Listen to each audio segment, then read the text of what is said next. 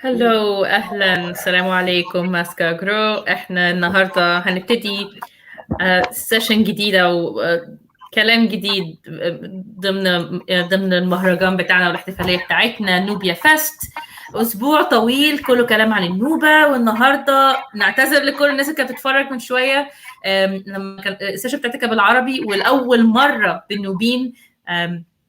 احنا في منتهى السعاده انه نوبيا فيست كان في سيشن بالنوبين، والنهارده هنتكلم عن مشكله او اشكاليه بتواجهنا احنا وثقافات كتير مقهوره زينا، واللي هي مشكله الاستيلاء الحضاري. هتعذرونا بس دلوقتي علشان السيشن دي هتبقى بالانجليزي، احنا اسفين. هنرجع بحاجات تانية كتير بالعربي، بس دلوقتي هنتكلم عن الإشكالية دي. والاستيلاء الحضاري بتترجم أو ترجمة مقربة للي بنقول عليه بالإنجليزي cultural appropriation.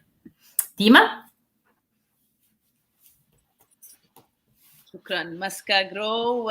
welcome friends, family, lovers of Nubia, Indigenous family from around the world, wherever you're tuning in from. Please take a moment, tell us in the comments where you're tuning in from. Take a moment, share this video.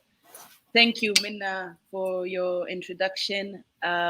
We are navigating new ways, new platforms, and ways we can try and please as many people as we can, where we are holding this space for our family, for our communities, also bearing in mind that not all of us speak our indigenous languages, not all of us are able to communicate in these languages, and we are working with what we have for the preservation, for the protection of our culture heritage, wherever we are from and wherever we currently are. And I'm so happy and blessed and honored to be in this space, which is held under the umbrella of the Kendaka official. And I'm hoping we'll get to speak about that a bit more. But in that this space is not only about Nubian heritage, it is about indigenous heritage, indigenous cultures around the world, and how we connect to one another, and how this connection is under constant attack, is under constant deliberate attack, and the efforts we are seeing to appropriate this culture and to counter these efforts of appropriating this culture. So I'm going to ask the fam on the screen here, and I'll just go with what I'm seeing on my screen. So this has no preferences here. I'm just going to go with the order that I'm seeing on my screen, and I will ask for a quick introduction from each of you, and then we'll get started with a question. And I'll go with Rami. Also, maybe so we don't have him feeling like he's outnumbered here by the women. And I take a moment and a shout out to the indigenous women and a shout out to the Black women. You are rising. We see you.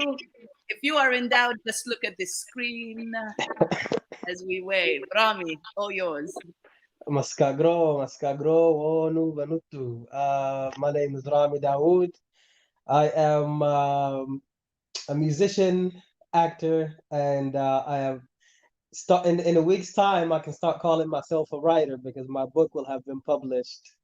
So I'm excited about that, and I'm just excited, and I'm honored to be in the presence of these Kandakati, these queens, and just to be a part of this conversation with them. It means a lot to me, so I'm looking forward to this. Thank you, Rami. Ola. Hello, my name is Ula Labib. I am, oh God, what can I say? I am a pharmacist, I'm a stand-up comedian, and I think I can also call myself a writer now because my script's now been commissioned to be developed, so I'm going to take the writer title as well. It is an absolute blessing to be here. I just want to thank Dima, like, mashallah, like putting all this together is absolutely amazing. To go from starting off with a group of people to literally all over social media, people from different backgrounds, different countries, different genders, different ages, finally asking the question, oh, is Nubia a real place? To go from not hearing that to people actually showing interest. You know, they just think that this whole idea of a Nubian queen is just, where does it come from? To have people finally asking, oh, is it actually a place? And being able to tell people that, yeah, it's real, it's a beautiful thing. So even though one step is one step in the right direction, you've opened up the eyes of many people, which is amazing.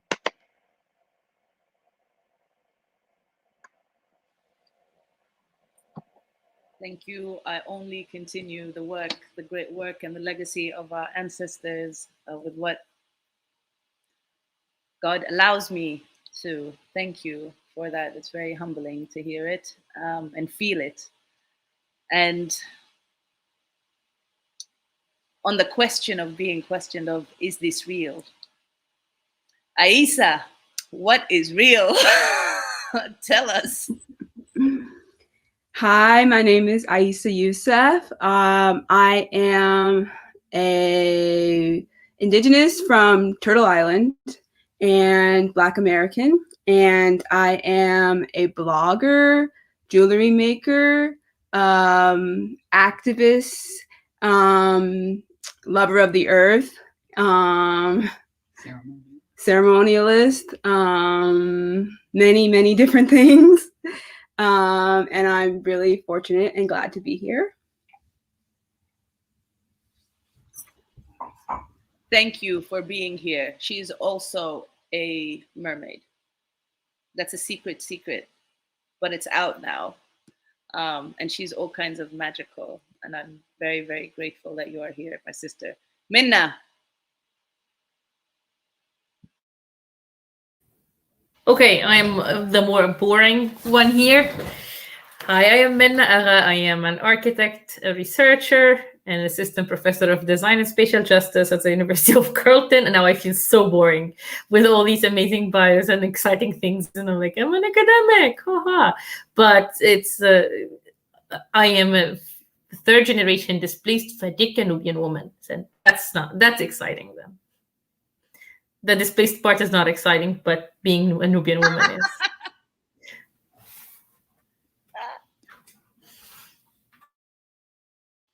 Well, Donut, that got Donut worked up. The displaced part. Donut is my little sister's dog, who is around and present for this conversation. And speaking of sisters, I am happy and privileged to yield, just as I am prepared to yield to my older sister. The tech gremlins go in full mode, and we have lost her. So we ask for your prayers to come through for the internet connection to get stronger. Here we are. Yay. So I will not really be doing any. Come on, Delia. Let's go. Come on. There we go. My older sister, my friend, my mentor, Delia Mahmoud, co-founder of the Nubia Initiative. Please introduce yourself. Thank you for tuning in. Hello. Hi, my name is Dalia. I'm sorry for the internet. It keeps logging me off and on. I don't know if it's a bandwidth problem.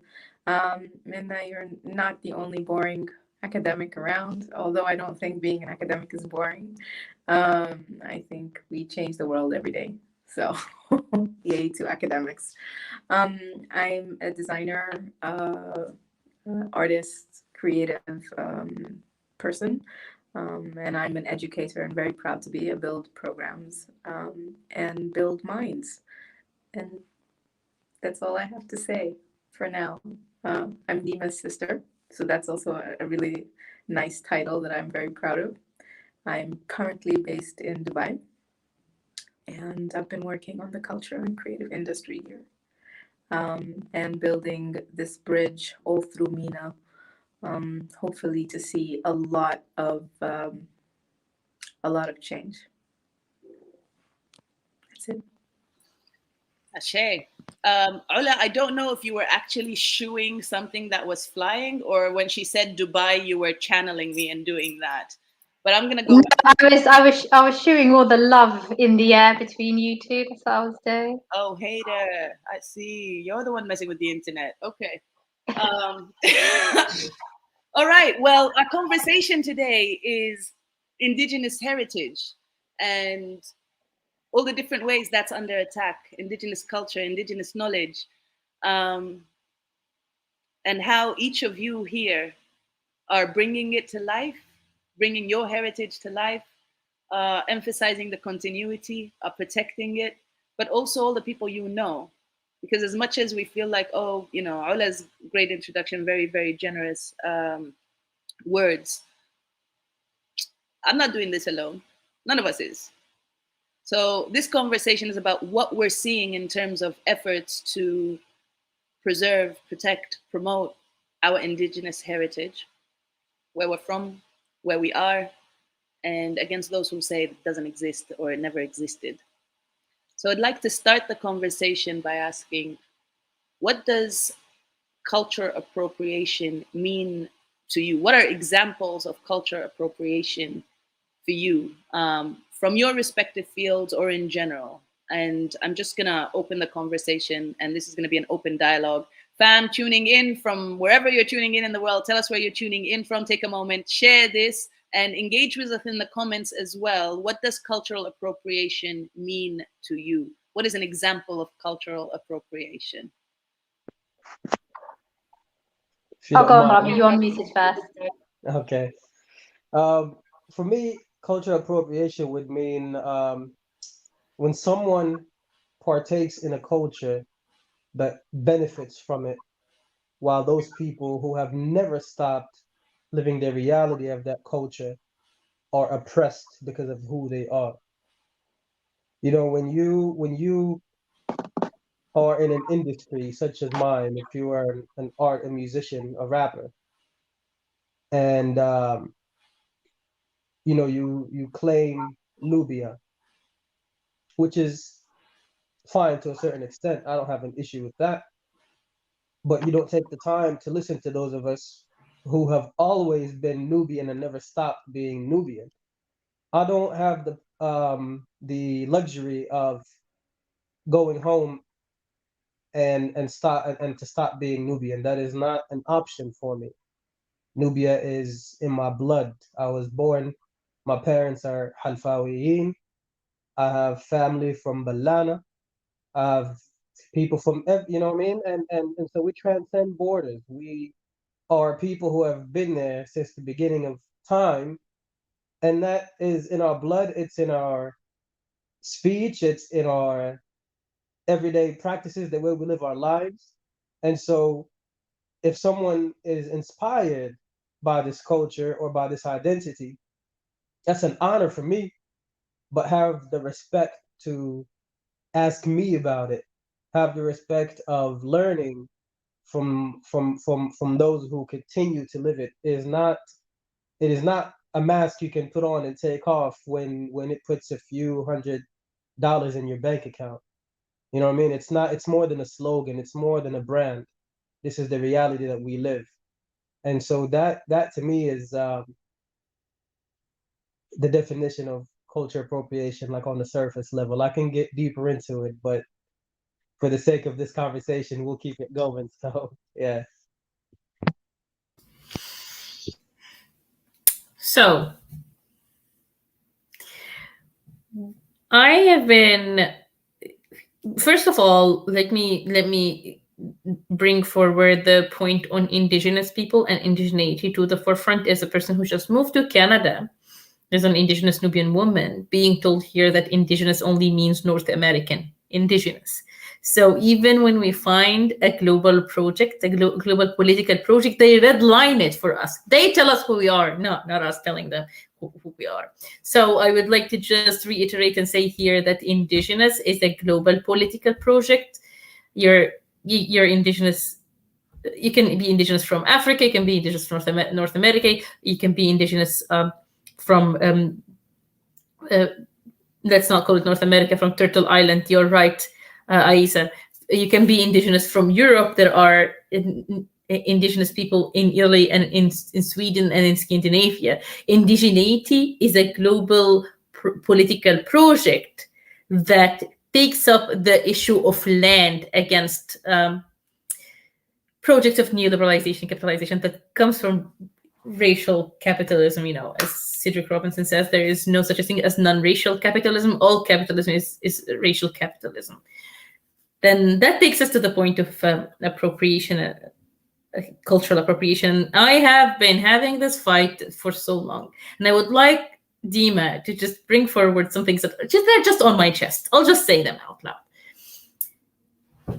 To my brothers and sisters, white especially, what is the difference between cultural appropriation and cultural appreciation? Here are some questions to ask yourself. If you buy a cultural artifact or enjoy a cultural product, product or something that is produced within a certain culture, ask yourself, are the people who have produced this or have done this are fairly and well compensated, not just by your money giving for this service, but in general? So the whole system of commercializing this or of exchanging this is fair. If not, it's partly cultural appropriation.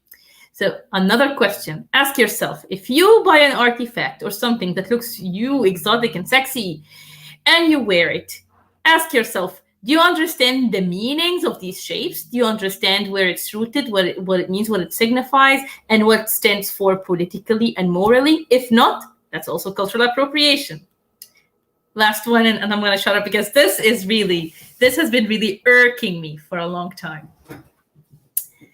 Another one. If you are engaging with a certain culture and the people of that culture ask you politely or not to stop extracting from them or stop pretending or stop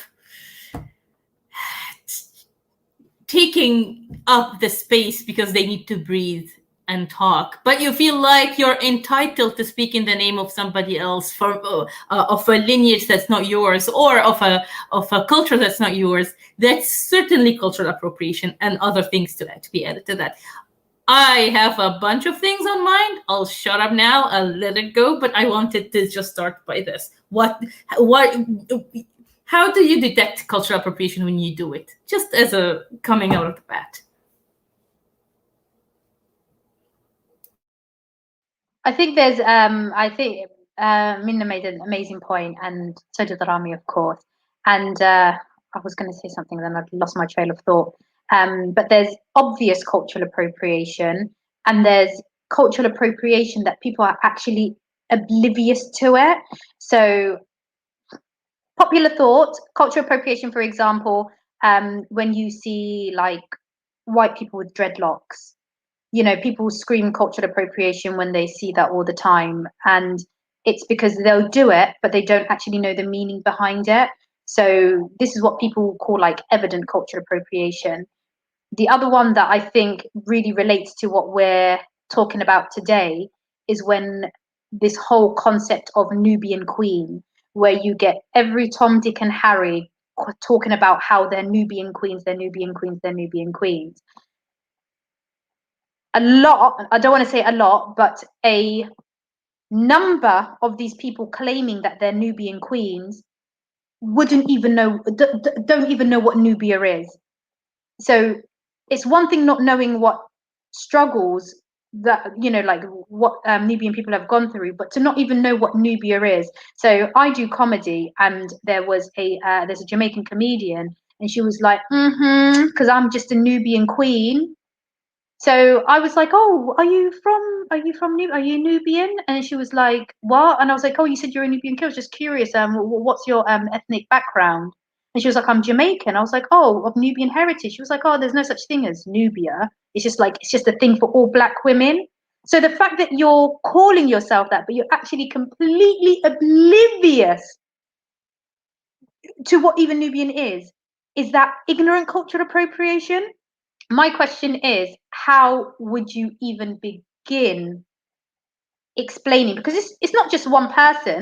I watch Housewives of Atlanta, and I see like a lot of the women on there are always referring to themselves as Nubian queens. Would you classify that as cultural appropriation? Is my question to you.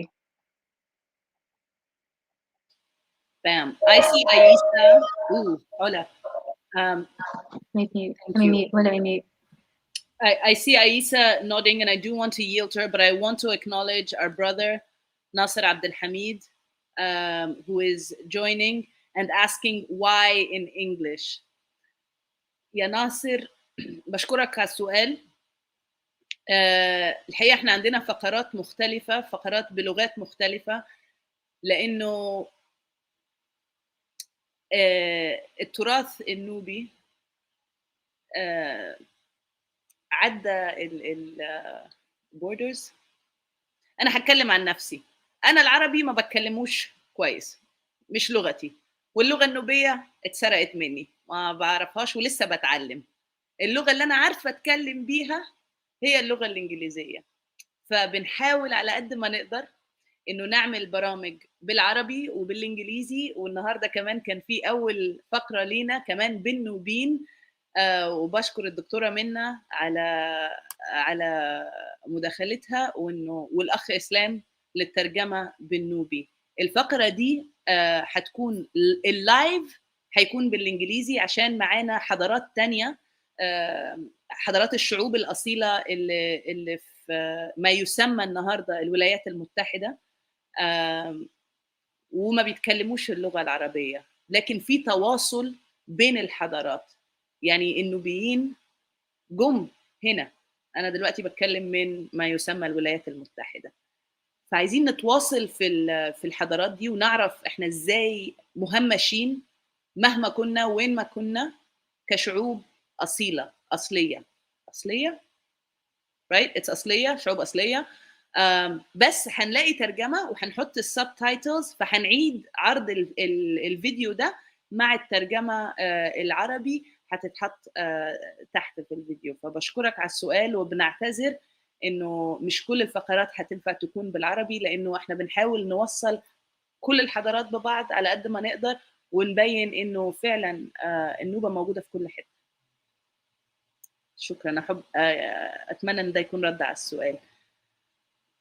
Sorry for that, Aisa. We need to emphasize sometimes that as much as we would love for our communication to be in a language that is understood by our family everywhere, it's simply not accessible. And also, if we are looking to connect all these cultures and heritages for which we carry and come from, we need to be in a language that is sort of accessible to all of us. And as unfortunate as it is, that is the English language at the moment, just yet.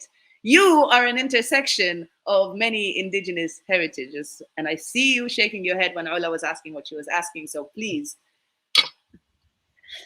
Well, I just want to say that, yes, while cultural appropriation most times does stem from white people being ignorant to other cultures, cultural appropriation isn't always just white people. There are people of color throughout the world who can also culturally appropriate other people's culture as well.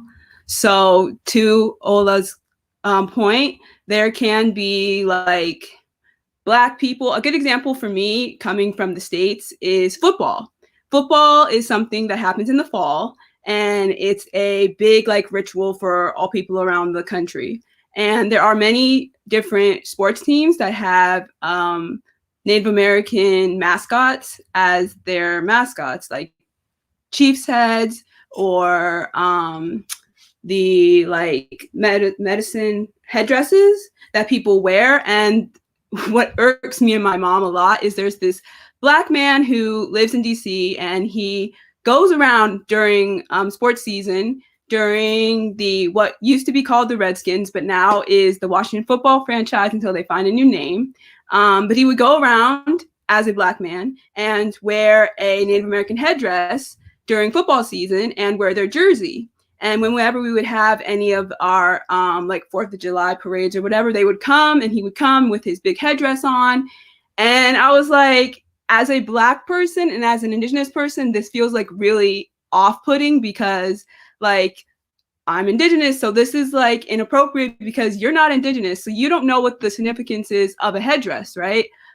But you're also a Black person, so you should know better, like, because your culture is appropriated like all the time, every day. Afros are appropriated, and just being Black in general is appropriated all the time through everything. So you should be more culturally sensitive to the fact that there are other cultures out there who can be culturally appropriated, and like know that, okay, I'm a culturally appropriated, so I shouldn't culturally appropriate other people's culture as well. And I should learn more about those cultures instead of just being ignorant and being like, you know, I'm an American, so let me be ignorant and like not learn about other people's culture. Let me actually learn and like know what I'm actually representing when I do certain things.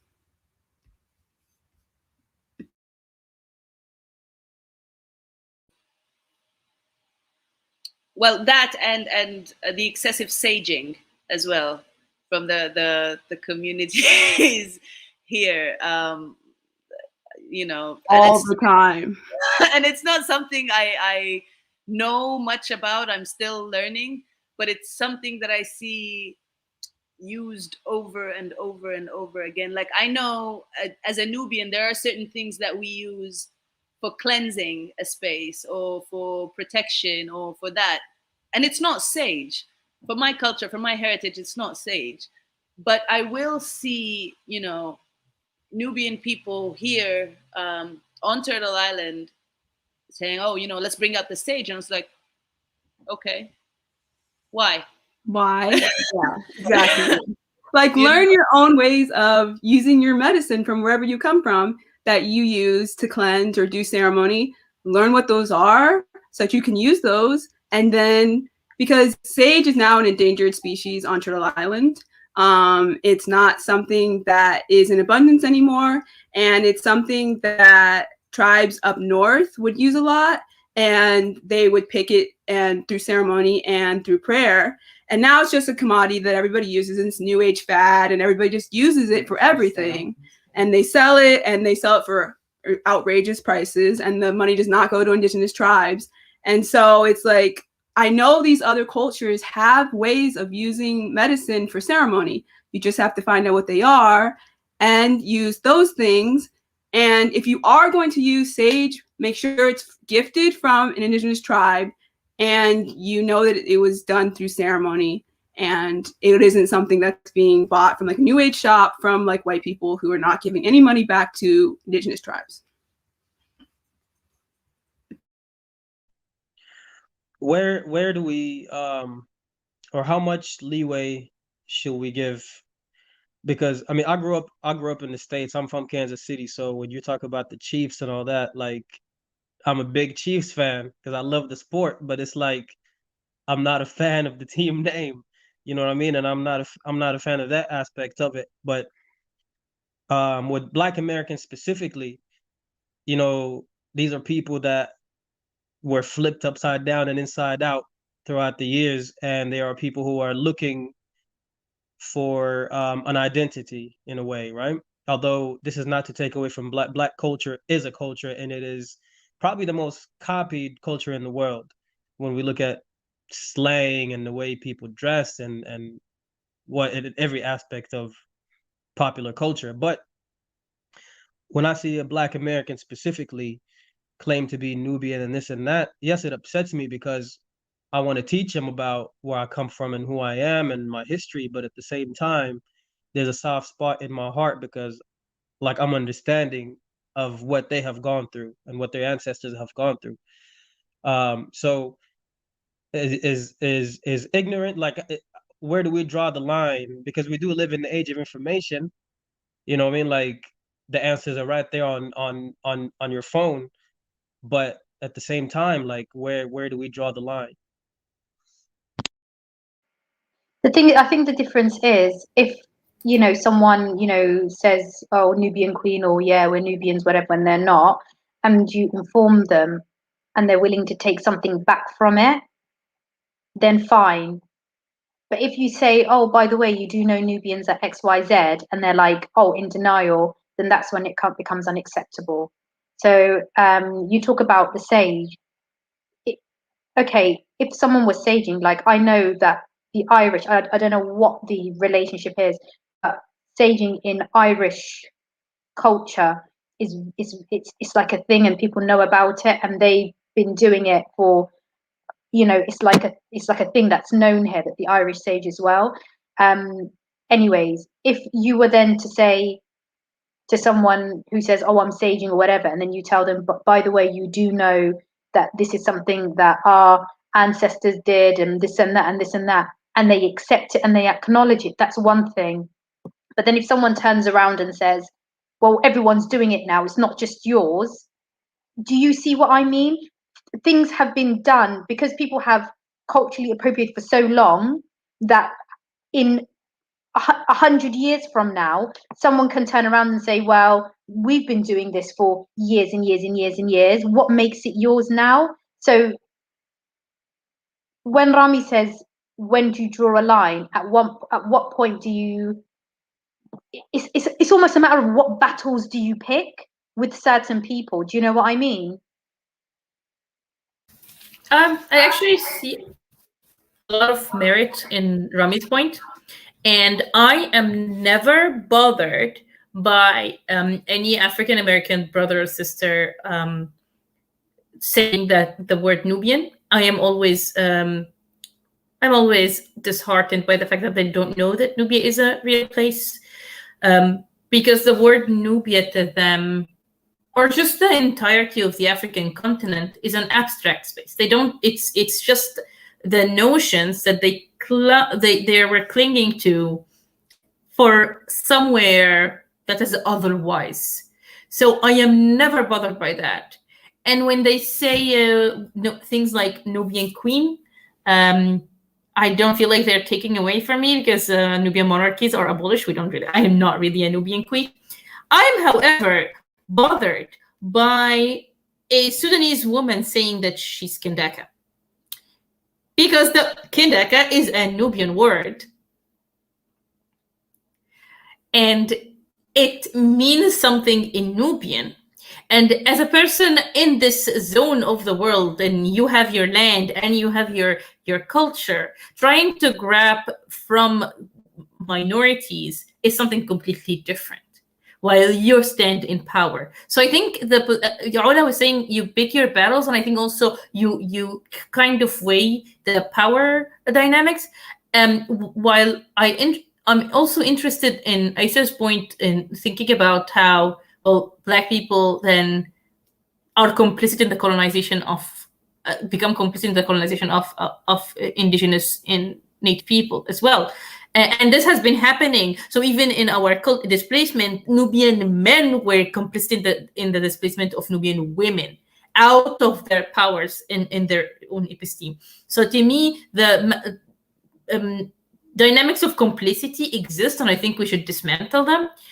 But we also should kind of separate them from the fact that when an African-American woman says she's Nubian, she doesn't mean the same Nubian I have, which in itself is disheartening. I would like everybody in the world to know how beautiful my land was, and how ancient and majestic in paradise like. But on the other hand, I understand that Nubia to her is a metaphorical thing to him too. Maybe that's what I'm trying to say. And maybe one more thing, because I do agree with Iman. I do agree with Iman when she says appropriation is not a bad thing. I think we know all when we say cultural appropriation what it means, but I would not even call it misappropriation. I would say cultural extraction. Just name it like a spade a spade. I think it's cultural extraction. I think there's cultural appreciation, like cultural appreciation and cultural appropriations are two different things. You can, like, you know, when you go to Indian weddings, you know, here, they would put on the sari. That's not appropriating the culture. They're going to an Indian wedding. They want to show that, you know, they see it as beautiful, that they're celebrating it.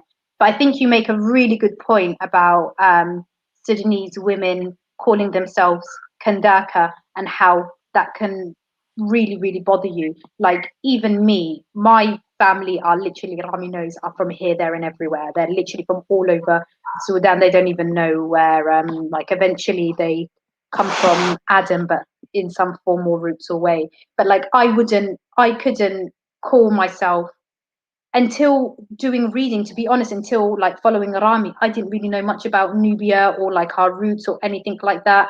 I have a really good friend of mine who lives in a jazeera, and you know, I was talking about like Nubians and the tribes and this and that, and she was like, oh, I don't know where I'm from, I'll ask my dad. And her dad was like, oh, I think we're Mahasiyin. So they don't even know. So for someone like that to then start calling themselves Kandaka, when they Asia, Kandaka is the Nubian word for queen. And well, Aisa, no, you avoided my video for the Kandaka official. Oh, okay. So there you go. And so what was happening? That sorry, we've got little gnat flies, and they're like flying into my eyes as I'm talking.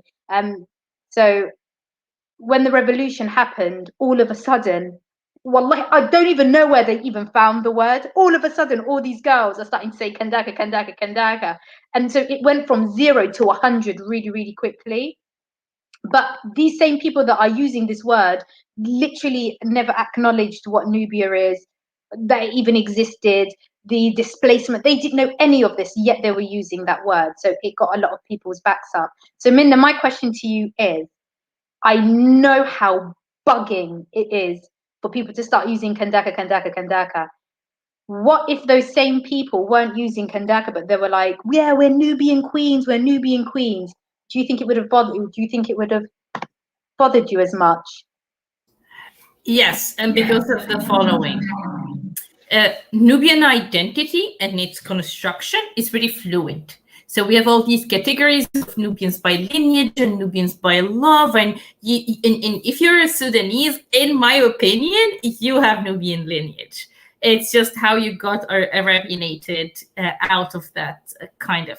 So if you reclaim that, is something. But if a word that means so much to me becomes this branding neoliberal logo that people are using and peddling, it really becomes a logo. It becomes disassociated from its original meaning, which is being a queen of mother. So the mothering in it, the position of woman in it, understanding what is the package that comes with the word. And the branding, the use of the word in branding is my issue, not as a brand. Kindaka. So do you really claim this as a Nubian woman by love or by lineage? Or is it what we are seeing now at Kindaka Cosmetics?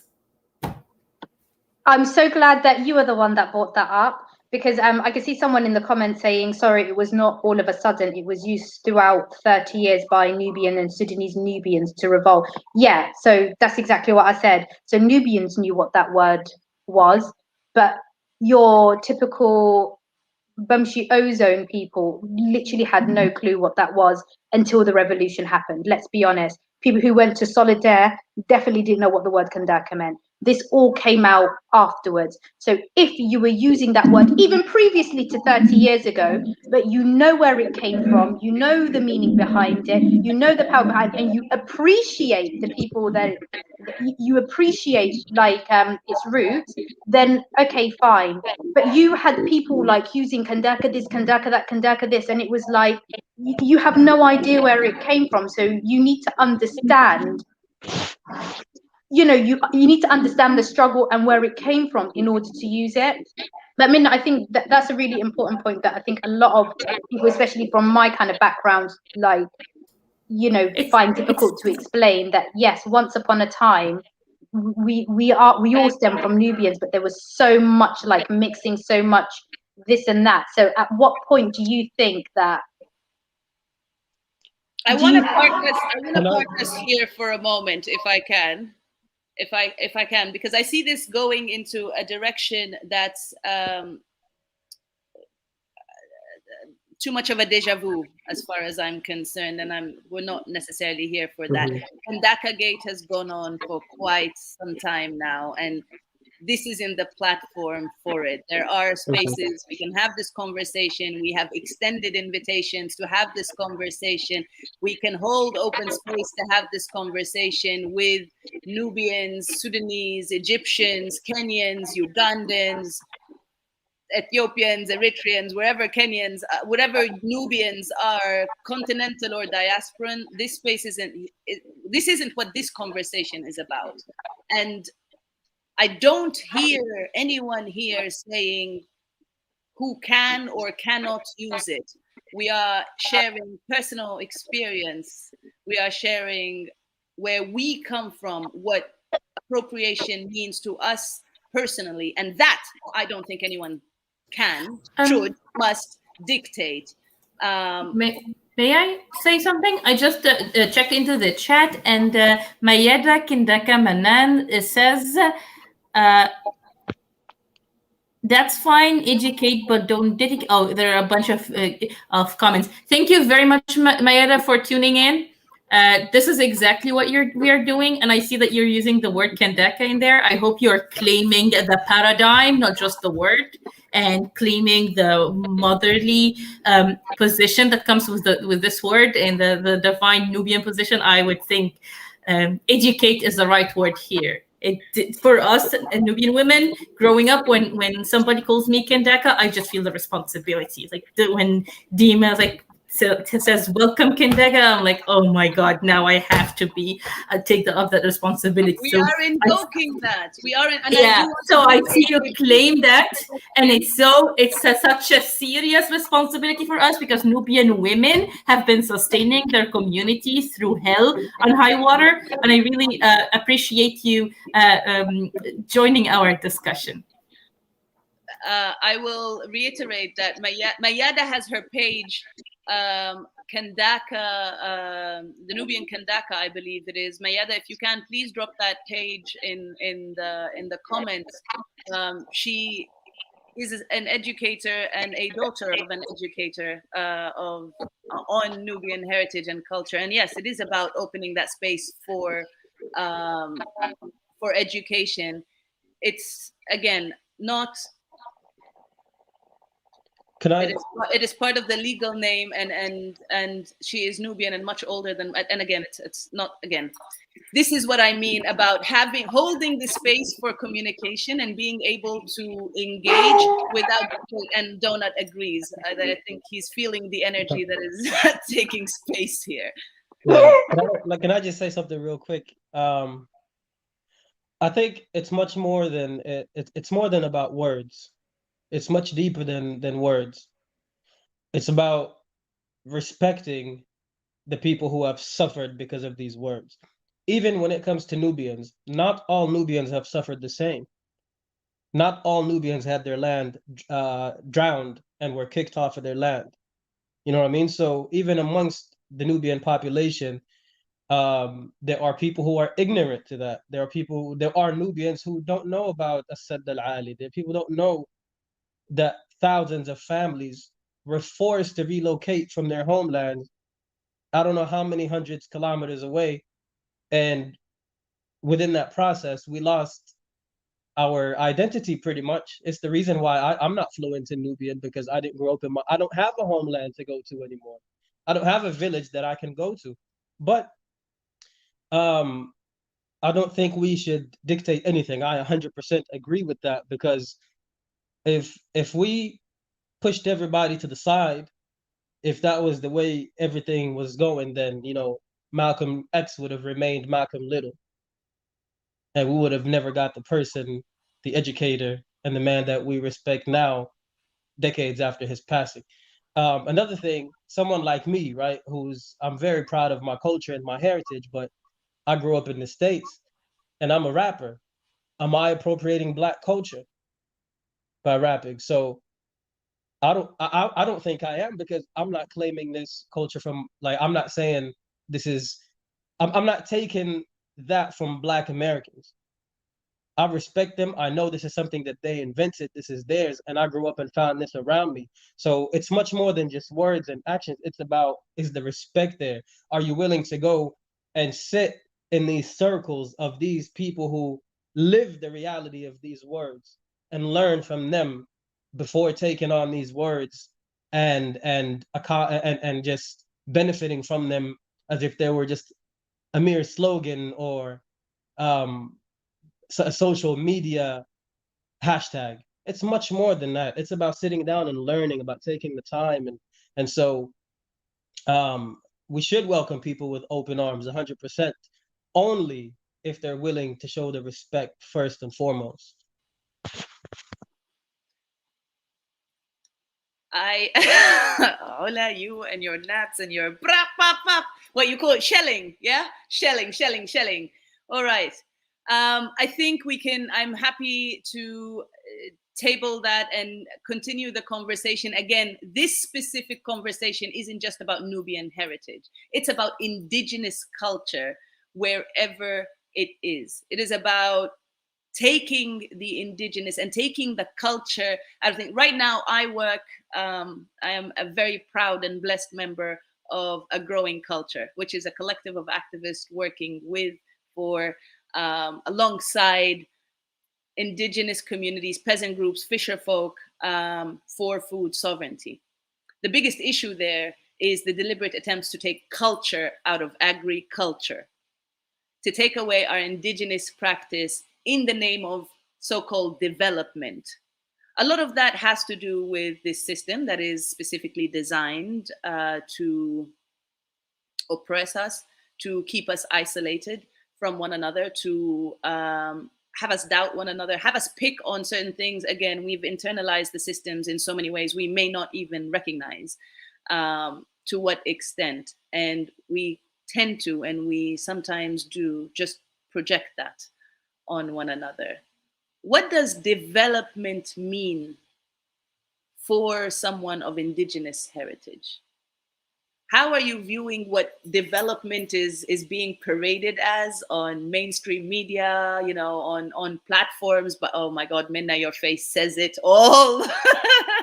when we're talking about development and sustainable development goals and all these 17 goals, like, to me personally, I'll say old medicine, new bottles. This is how our families, how our ancestors have lived. This is how they sustain this heritage. This is how we've continued.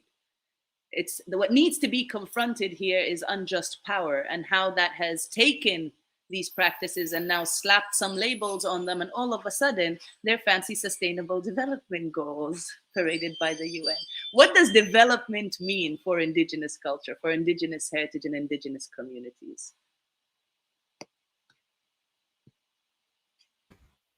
One thing I've seen over time, because I've also done a lot of work in food sovereignty, and I've attended a few of these permaculture classes, and it's basically a fancy way of white people taking indigenous culture and farming practices and ways of taking care of the earth and packaging them in books and documentaries and calling it permaculture. And these classes are really expensive. A lot of indigenous people and people of color cannot attend them because they are expensive, and they make them very expensive on purpose. And they kind of like take this knowledge and then hide it away from people of color and indigenous people, so they cannot use this knowledge that they already have in their culture and where they live, but white people have now taken it and misappropriated it and used it to make money off of it. So that's one way. Also, having gone to Standing Rock in 2016 with my mom and a few other people, I saw firsthand there where, there are these pipelines being built on these reservations in the States. And it's basically them trying to pretend that they're using these pipelines to basically do renewable energy, or whatever they want to call it. But it's basically just them poisoning the water that the tribes and the people who live in those states are using. And they're basically poisoning them so that these communities cannot drink the water and they won't have water for their future generations. It's just like in Flint where they poisoned them. It's a crazy situation to call what they're doing development when we were already developing for thousands and thousands of years and thriving on these lands.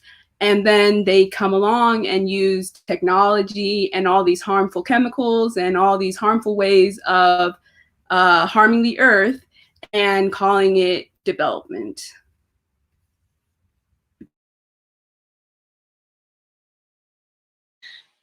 Yes! Yes, yes, yes. Oh my God, yes. I'm gonna keep saying yes in my head for a little bit. I just needed to interrupt and say, hola, your gnats are making their way here. Do something.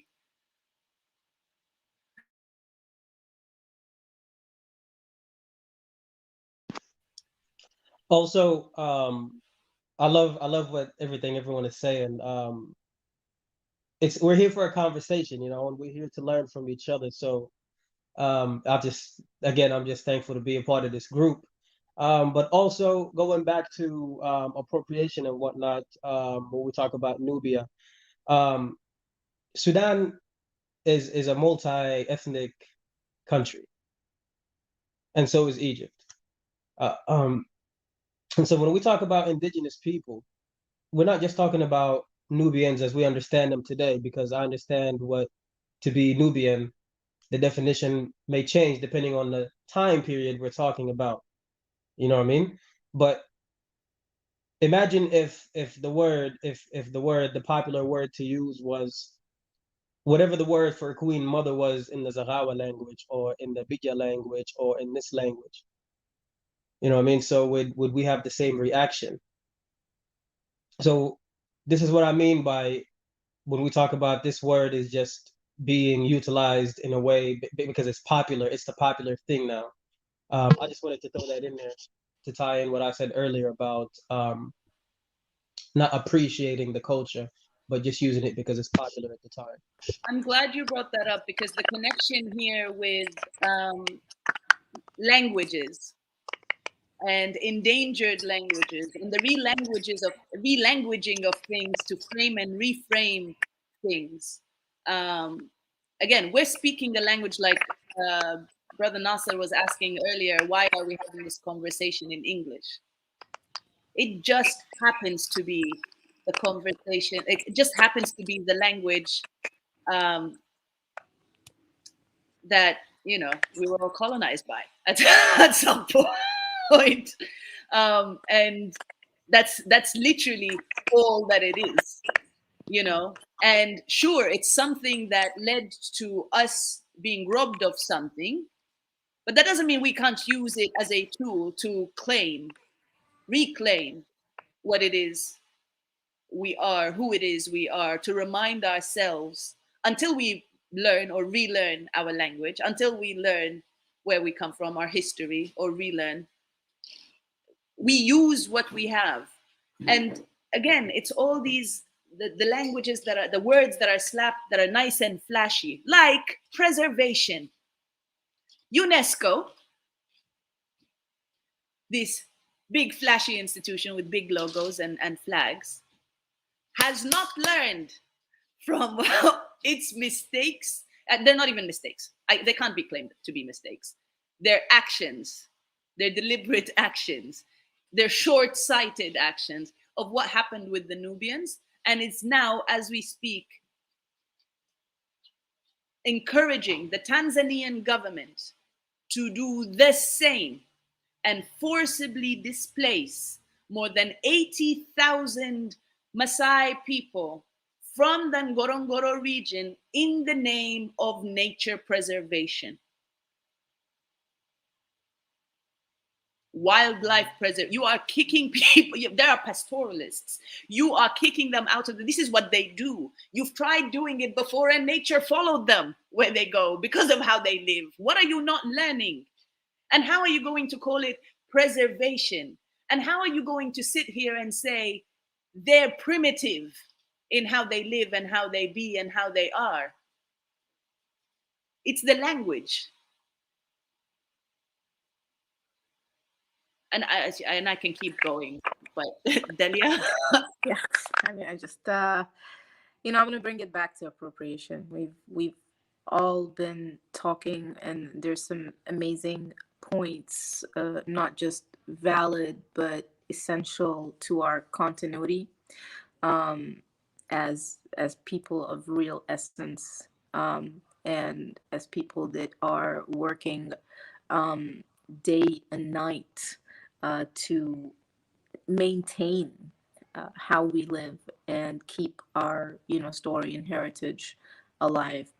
You know, it's really difficult for me to try to reel this into a small, comment or a side comment as in a panel that's, an hour or 2 hours long. The last presentation I gave about this was in a conference, and it reeled off into a 2-3 hour tangent because I just went on screen and I just typed on Google, Nubian art, and I just let the audience, that are all, specialists in their right, experts and educators, and they were just looking at the screen, and I'm like, I just want one image that looks like me, people. Okay, I'm just gonna keep scrolling through, and the moment you see someone that looks remotely like me, we start talking. And I think I went through 5 screens. And does that mean that Nubian has to look like me? No. Does that mean that people should know what Nubian looks like? Yes. Is that appreciation? Yes. I think we are diverse people. I think we come in different sizes and shapes and features. I think and know that our history has inspired culture and art for thousands of years. And I think that we have been able, you're going to go there. Okay. I think that we've been able to sustain. I mean, I think things are changing since I had that lecture, by the way. So someone must have gone somewhere and reported my findings and said, someone give her something to look at, this one. She's out talking and talking and talking and rambling. But what is really difficult for me to swallow and digest is when the brand becomes more important than the essence. And what has happened is that this Nubian queen, Nubian, girl, Nubian man, Nubian heritage, Nubian textile, Nubian architecture. I'm not gonna even go with the architecture. When I started even looking at the Nubian vault and its transportation to West Africa, and I mean, there's a whole conversation that we can have here. I see Minna like flinching. She wants to go. So just hold your horses, Minna. Don't. There's a lot that's happening, and I used to be very disturbed by cultural appropriation until about 2 years ago, when I decided not to be disturbed and to start disturbing. So now I'm disturbing. I'm disturbing people that are benefiting from cultures of real humans with real lineage that have been able to maintain their heritage through living creatively and living sustainably and honoring that. I'm disturbing people that are happy to appropriate without appreciating. And I'm going to continue to do that very calmly, very quietly, until the world at large starts to understand that the only way we're going to proceed is if we start to honor these traditions that people of, I can't say indigenous nature only, but people that have respected where they come from and respected their traditions are allowed to continue. We need to respect to be able to proceed. So I say that calmly and lovingly while I see you all trying to fidget. I see some fire and energy. I'm also a much wiser owl. So I'll step back into the background and I'll let you pop off into the firework realm. But I just want to tell you that what I don't respect is when people benefit financially from what cultures have held close to their hearts and skins and walls and textiles for years. And it hurts me to see the Pradas and the Jay-Z's and the you know, I can go on, benefit from what real people have held close and kept alive for thousands of years. I'll stop there. I just want to say that people don't, like, a lot of people, when they say, oh, what's the big deal, you know, if we're doing this or wearing this, so what? But I think what people don't get, that, you know, when the Jay-Z's and the Kanye's are wearing it and then, you know, everybody else is doing it, even within one or even two generations, people are going to forget where that even came from. They're going to think that came from Kanye. They're going to think that the Garmasis was Beyonce's designer made it, and they're going to completely forget that it came from us. So as much as people cry out, oh, cultural appropriation, they're like, oh, calm down, or calm down. What they don't appreciate, like you said, that we've held on to this for generations upon generations upon generations, and it just takes one person with big influence to culturally appropriate something or inappropriate it, and in that one split second, it no longer belongs to us. It belongs to somebody else, and they forgot where it's come from. The oppressor doesn't get to tell the oppressed how to deal with their oppression.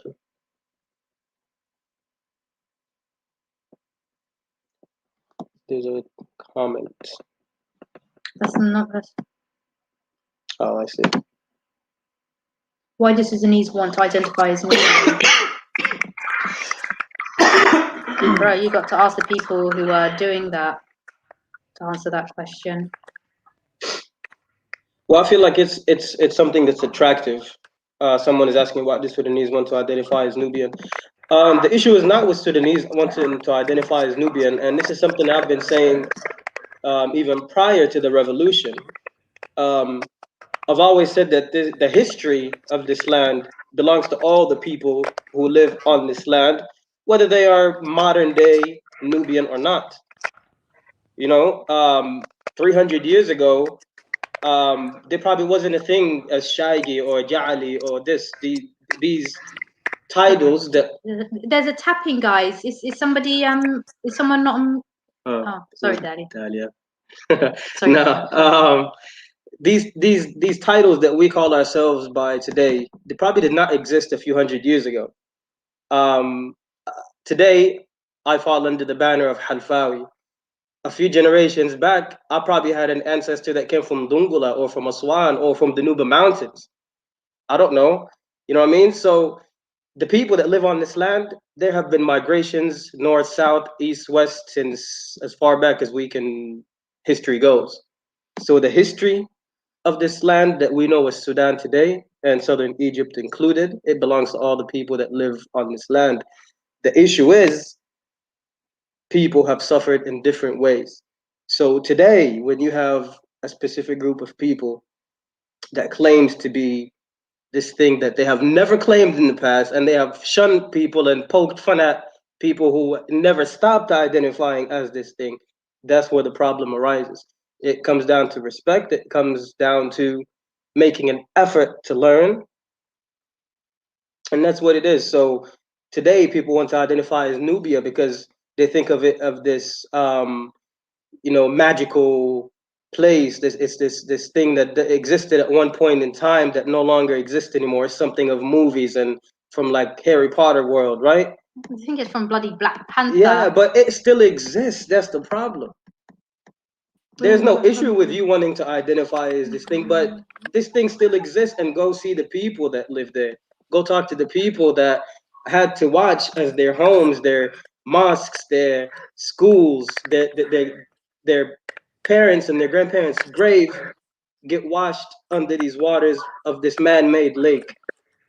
and they were uprooted and thrown to the side in a different land, in a different a way of life, where they could no longer speak their language, they can no longer teach it, and we are the result of this. Those of us here today on this live, we're the result of this. We are still attached to it because we hear the stories, but we don't speak the language. But I had a gnat in my beard. I think she yanked it out. But, Trust the women for showing up. Rami, I really appreciate you saying that. Yeah. I don't want to interrupt your point, but No, go ahead. Go ahead. I think respect is one part of it. The other part is humility. Is what, sorry? Humility. Humility.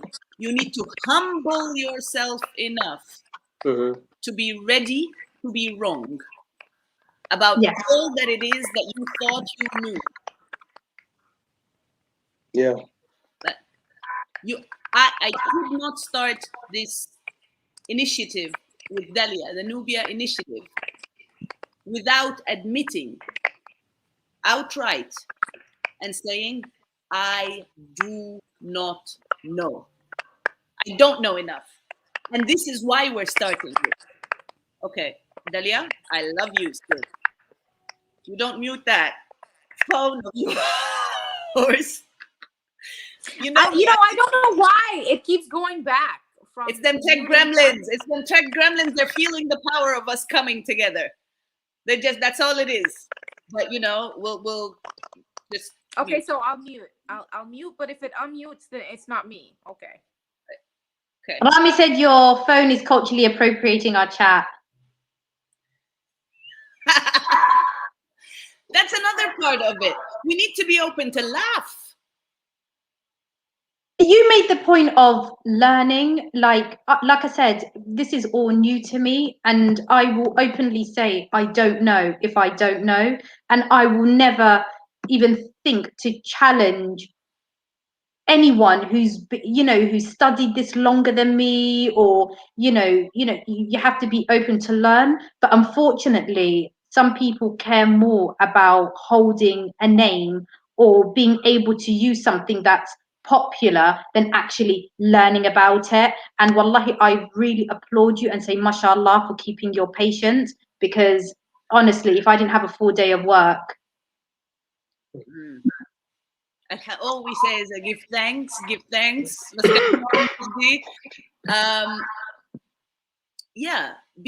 Being open to being wrong, being really ready to be really wrong. So much of what I was taught, or what I was told, or what I thought was Nubian culture or is Nubian, it was just simply wrong. So much of what I was told was Sudanese actually traces back far beyond there was even a Sudan on the map. And again, it's not about who gets to call himself what or who gets to use what words. The efforts, the works to preserve our heritage is so that the world can continue to know and learn about our heritage from what our ancestors have built and have left behind. The problem becomes when we cannot access what our ancestors have left behind, when we cannot learn what our ancestors have left behind for the world, but for us as well. But so when the rest of the world is going to get this information and then we can't get it, it's a problem. When we, as indigenous people, as indigenous youth, start efforts to revitalize this heritage, to claim this heritage, to protect this heritage, whatever this heritage is, and I'm not just talking about Nubian heritage here, and then we get attacked because all of a sudden we are separatists, because all of a sudden we're trying to erase this modern history, this recent history of whatever land we end up being on.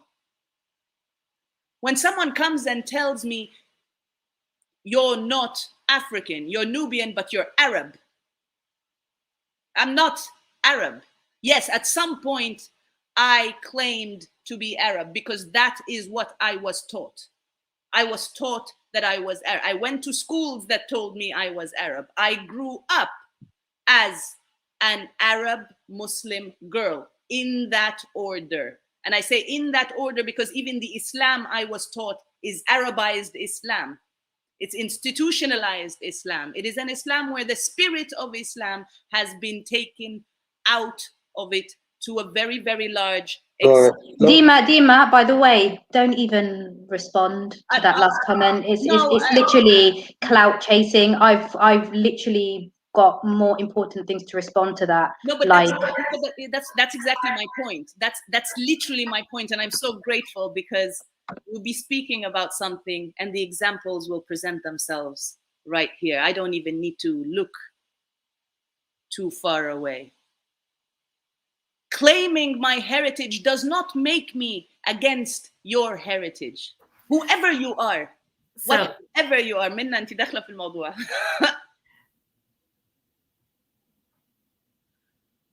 Okay, Dima, I would like to continue. I have to hop off in 10 minutes because I have another teaching duties. But I just wanted to bring this forward to kind of concrete ways we see how Nubian culture, because this is NubiaFest, and I'm interested also to get Aisa's input on this. The fact that we see every day people making money off of our heritage and off of our backs. So I'm just trying to, because we can theoretically sit here and brand people, shame people, say where we stand, make all these, positions. And I'm thinking from a position from the perspective of praxis.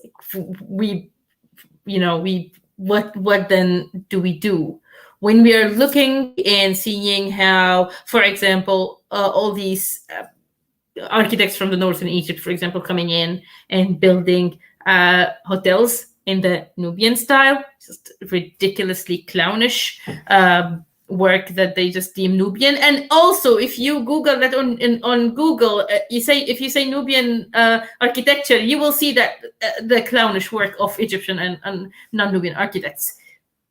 Anyways, but I mean, then I go by them and I'm theorizing, and maybe I'm trying to ask you, my comrades and sisters and brothers, to solve an issue I have. So what do I do about that? So I know where I stand from it. They are sucking the blood out of my people. It's a bigger debate, and some people say, well, they bring business, but they take all the profit and they don't allow Nubians to kind of spearhead that business. What do you think are the initiatives or the steps we can do in somehow taking back this capital, whether it's cultural or monetary, and not how, or at least support the reversal of these processes? What do you think? Do you think that is even possible when we see somebody just using and appropriating, let's say not use appropriating, extracting from us, from our heritage, indigenous heritage and Nubian heritage, namely, which is the topic of this discussion? Do you think there's something that we can do? I don't know, moving around, competing, supporting the otherwise. I just keep thinking to myself, I can sit here for 100 years, marking everything theoretically, but then what do we do?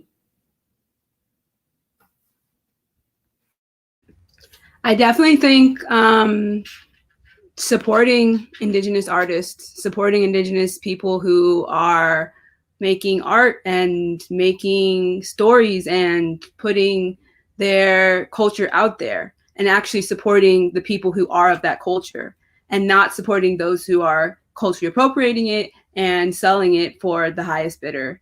To actually support the people who are writing the stories on, whatever Indigenous culture it is, the people who are creating these beautiful pieces of jewelry, to support people who are telling stories through music, through film, to actually support the people who are of these cultures, and to make sure that the money goes to these cultures so that they can survive in these places where they are being taken advantage of by these companies and corporations who are coming in and just running amok per usual.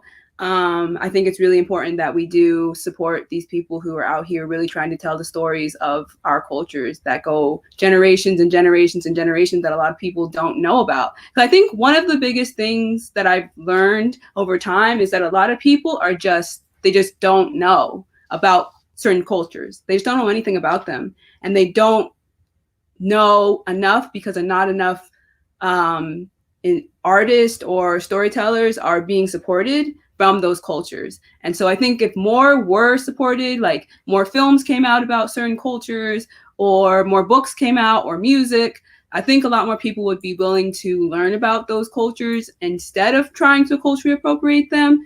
Not all, but there's a good majority, I think, who want to actually learn about these cultures and not go the culturally appropriative route.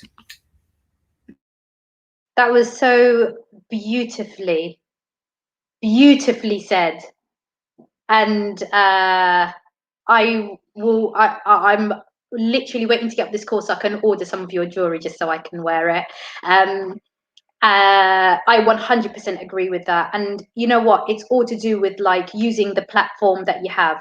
So, you know, like I'm blessed at the moment. So as much as I do comedy, I'm actually proposing a documentary, and I'm working really, really hard with different producers and stuff, just so that we can do like a full documentary about what Nubia is, like, you know, a documentary about Nubia exists. And that's all we can do. All we can do is use our platform, exactly what you said, support each other, and just by taking these kind of step, this is how it's going to blow up. And look, this started with such a small thing, and it's reached so many people, and those people that it's reached, they're going to share it, and then hopefully by doing that, we're going to stop morons from saying certain things with a capital M. And I'm only saying that because I'm feeling brave because Rami's gone, because he told me.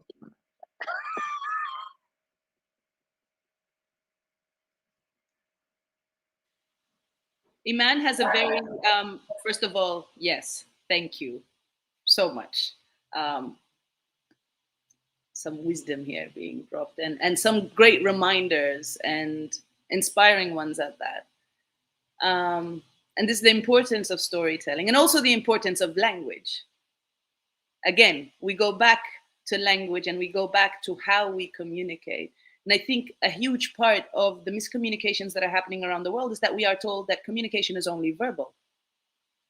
Communication through energy is taken completely out of the context.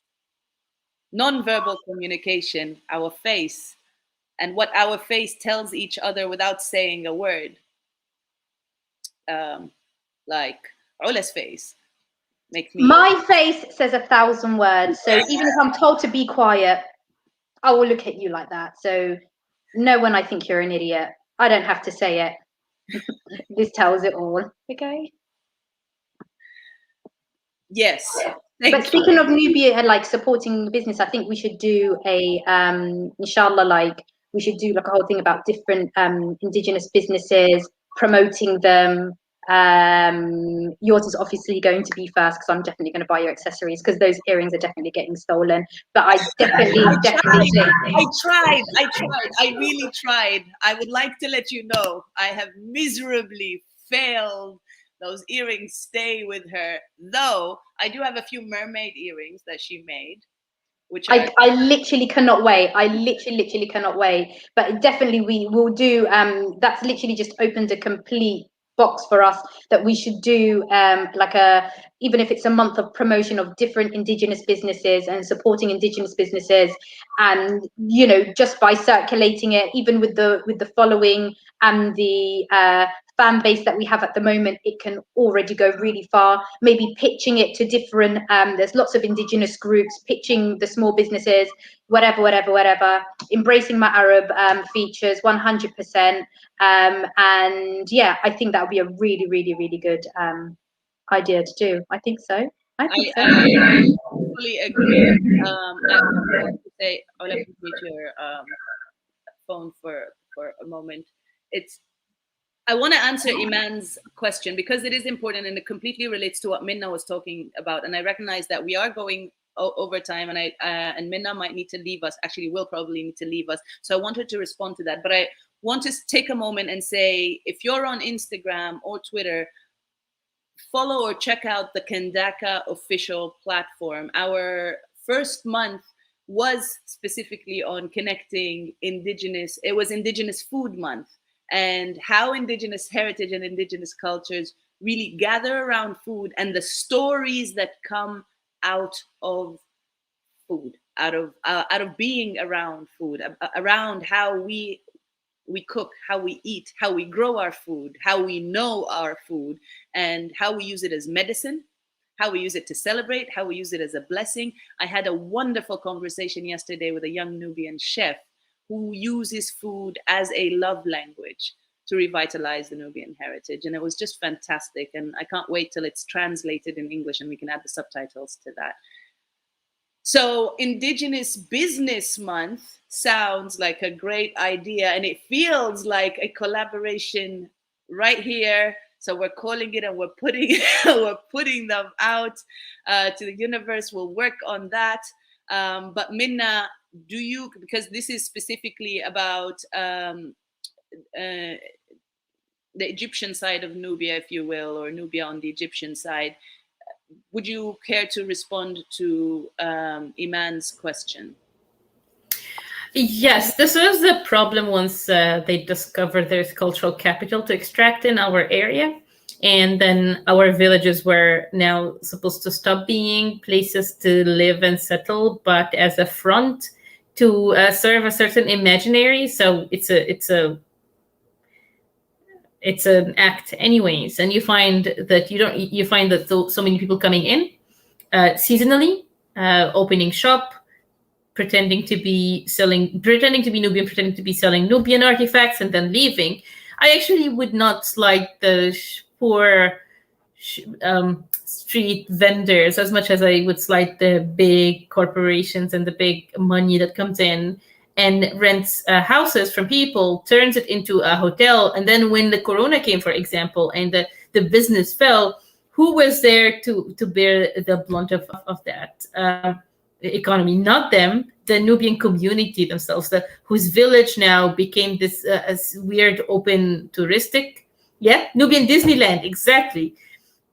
And with no money coming into it, but then it's also so unsettled from its place and position to serve Nubian well-being and Nubian mothering and Nubian caregiving and Nubian house and homing.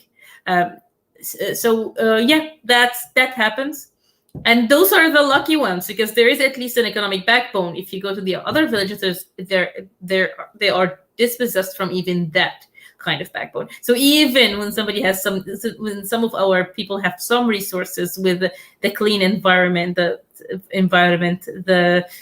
nice places that were produced by Nubian culture for centuries, this kind of architecture is a cultural product. It's appropriated and distorted to fit into a certain imaginary. Because Iman, our role within these cultures is a role of serfdom. We should serve a certain imaginary that's there to support the state-making project. It's not about our culture. It's to support the state-making project. And honestly, in this whole discussions about Egypt and Sudan, I would quote Fred Moten when he says, I owe the nation state nothing. The nation state is there to serve me. So as a Nubians, I don't think we, So yeah, I'm not going to go any longer than this. But we're just going to leave it there. Okay, this has been delightful. Thank you so much, Aisa, for bringing it home. Yes, what you said. Yes, amen. Thank you. For women too. Yes. And thank you so much, Ola. Your face is my life. I would like to have your face there, because it gives me life. And thank you, my dear sister Dima, and I'll see you all during NubiaFest. Yes. Bye. Oh, we're not going off yet. That's just Minna leaving. Yeah, that's just me. Just Minna leaving.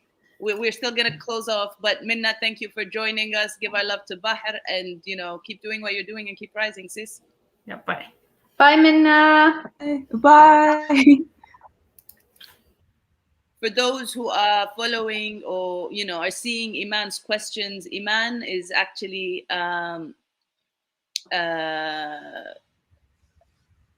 in Nubia at the moment. And her questions are, I'm sure, stemming from what she is seeing there. And my introduction to Iman was through NubiaFEST2021 last year. And the collaboration from there started as far as looking to start a Nubian, like a field for Nubian studies or Nubiology or a department for Nubian studies and what that looks like. And it goes into a whole field, like when I think decolonization of academia, there are a few people that come to mind. Iman Nadi is one of them, hands down. And I am really hoping that I will be able to host her before the end of NubiaFEST on one of the series that the Nubia Initiative is holding by the river for these discussions. So thank you, Iman, for your interventions, for your comments. Actually, thank you everyone who is contributing positively and holding the space for the coming together of all these of all that we are, because really we are interconnected. We each of us has something for the other. Our Creator has placed us in a way, has created us in a way, and planned this world in a way so that everyone and everything that is crossing our path has something for us. It's either a lesson, and it's ultimately a blessing, or a reminder, or something to shake us to our core, for us to ask more questions about where we're from, about what that means, about how we claim and reclaim who we are, and what we are doing to contribute to this earth. We're not higher or more important than trees, than rivers, than animals. But this is what we have been taught. And so I'd like us to close off this space with a message to whoever you want this message to be received by. Whether it's to your community or a call to other communities, whatever it is. And again, it's not yours versus theirs. And again, there's a lot of work to be done with the language and how we say things, but you all know what I mean here. I yield and I hold the space for you. If you have any last words to share, and I hope that this is just the beginning of the conversation, and we see differences and we see similarities, but my ultimate hope is that we see our differences as elements of strength that we can bring together to move forward and advance. And I say move forward and not develop in what's being said today. With that in mind, do you have any last words for this session? I think Aisha should go first because I think she articulates herself so well. she needs to end the goodbye with a positive vibe. Okay. Well, I just want to say that as humans, as people living a human experience, but are spiritual beings, we should take into account that, yes, we are all different, and yes, we all have these really rich and unique cultures, and they should all be celebrated, and they should all be acknowledged, and they should all be not appropriated, and more appreciation for them and more learning of them from the actual people of the cultures. But we also have to know that we are spiritual beings, and so we all can come together to acknowledge one another and our differences and who we are as humans, because there's enough craziness out there, and we should be appreciating each other and not just appropriating each other and trying to, be at war with one another. Like, we are all humans going through this experience, and we should be appreciating our differences, learning from one another, and just more love and peace and harmony. Yeah. This is why I asked her to go first. So you can say what she said, and that's it.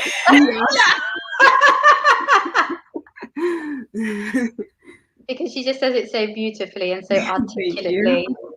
I might get her to do, because I do talks and stuff. I might get some lessons off you, honestly. Yes. I might go all wrong. Everything that she said, and I just hope and pray that people keep an open mind, people educate themselves, people, if they're not sure about something, ask. There's nothing wrong with being wrong. I would say if you are like a moron or an idiot, people will know that you are. Refrain from stupidity, because it looks really bad on your end. I would say if you have any stupid comments or any stupid things that you want to say in the future, that maybe once upon a time you're going to look back and think, my God, I was an idiot. So my advice is to all those out there, acknowledge your moronic, acknowledge your stupidity, acknowledge all these things, because once upon a time you're going to look back and you're going to think, my God, why did I do that? So God bless us with more brain cells. God bless us with lack of ignorance. God bless us to learn about different cultures and when not to appropriate, which should be never. And may God give us more intelligence, because it really seems that some of us need it a lot more than others. Ameen. I agree. I mean, I don't know what to say after that. I will answer one question that's here.